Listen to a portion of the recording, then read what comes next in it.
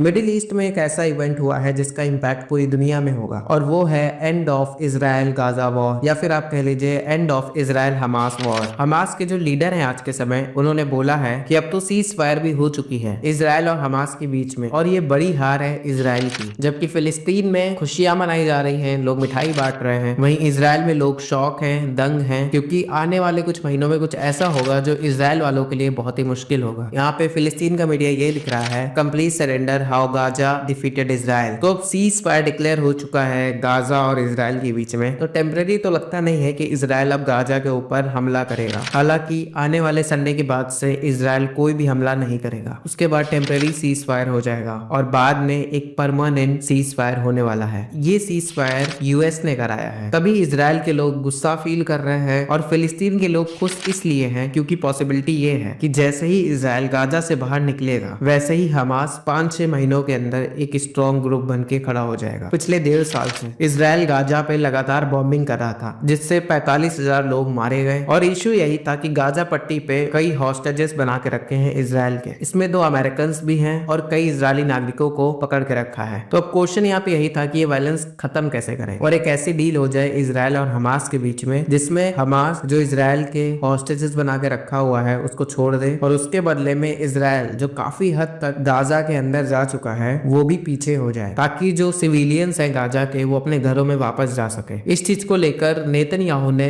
बहुत डिले किया। वो ये नहीं चाहते थे कि कोई सीज फायर साइन हो, लेकिन अब हम देख रहे हैं कि डोनाल्ड ट्रंप और जो बाइडेन दोनों का अलग तरीके से प्रेशर यहाँ पे बिल्ड किया गया। तो फाइनली अब गाजा और इजराइल के बीच एक सीज फायर डील हो चुकी है और ये डील हुई है 3 फेजेस में, जिसमें पहला फेज ये है कि प्रिजनर्स को एक्सचेंज किया जाएगा। इसमें इजराइल के पास जो भी प्रिजनर्स हैं हमास के और गाजा के उनको रिलीज करेगा, बदले में जो हॉस्टेजेस हैं वो गाजा इजराइल को वापस करेगा। और जैसे ही फर्स्ट फेज स्टार्ट होगा तब एक टेम्पररी सीज फायर डिक्लेयर कर दिया जाएगा। इस सीज फायर को मेंटेन करने के लिए इजिप्ट, कतर और यूनाइटेड स्टेट्स तीनों कंट्रीज इसको ऑब्जर्व करेंगे कि इस सीज फायर को मेंटेन किया जाए। और सेकेंड फेज में ये कोशिश करी जाएगी कि परमानेंटली ये वॉर खत्म हो जाए। और फिर थर्ड फेज में एक कॉम्प्रिहेंसिव एग्रीमेंट बनाया जाएगा जिसमें ये होगा कि गाजा का पॉलिटिकल और सिक्योरिटी फ्यूचर कैसा होगा। लेकिन यहाँ पे इजराइल के लोग ये मान के चल रहे हैं कि जैसे ही इजराइल अपने मिलिट्री ऑपरेशन रोक देगा तो इमीडिएटली हमास स्ट्रांग हो जाएगा, जिसमें हमास बड़ा अटैक कर सकता है इजराइल पर। तो उस केस में इजराइल को फ्रॉम द बिगिनिंग फिर से नया ऑपरेशन स्टार्ट करना होगा। और आखिर में इजराइल ये कह रहा है कि ये जो डिटेल्स है वॉर के ये हम डिस्कस कर रहे हैं कि हम लोग कितना बाहर निकलेंगे गाजा के। वहीं यूएसए में इस बात को लेकर कंपटीशन चल रहा है कि सीज फायर का क्रेडिट कौन लेगा, डोनाल्ड ट्रंप या जो बाइडेन, क्योंकि डोनाल्ड ट्रंप कह रहे हैं कि उनकी वजह से ये सीज फायर हुआ है। वहीं जब जो बाइडेन से पूछा गया कि डोनाल्ड ट्रंप क्लेम कर रहे हैं कि उनकी वजह से सीज फायर हुआ है तो जो बाइडेन कहते हैं इज दिस अ जोक। और इस सीज फायर का पूरी दुनिया पे बहुत ही पॉजिटिव इंपैक्ट होने वाला है, क्योंकि जैसे ही ये सीज फायर डील की बात सामने आई वैसे ही अमेरिकन स्टॉक मार्केट भागने लगा और जो इंडिया आईमैक कॉरिडोर लाना चाहता है यूरोप, मिडिल ईस्ट और इंडिया के बीच में, ये अब बन पाएगा। अब पॉसिबिलिटी काफी बन चुकी है कि फ्यूचर में ये हो सकता है। और पॉसिबिलिटी ये भी है कि इजराइल पे हमास दोबारा से अटैक करेगा, क्योंकि हमास के पास वापस रिवोक करने का टाइम आ चुका है। लेकिन अभी के लिए एक टेम्पररी रिलीफ मिला है। धन्यवाद।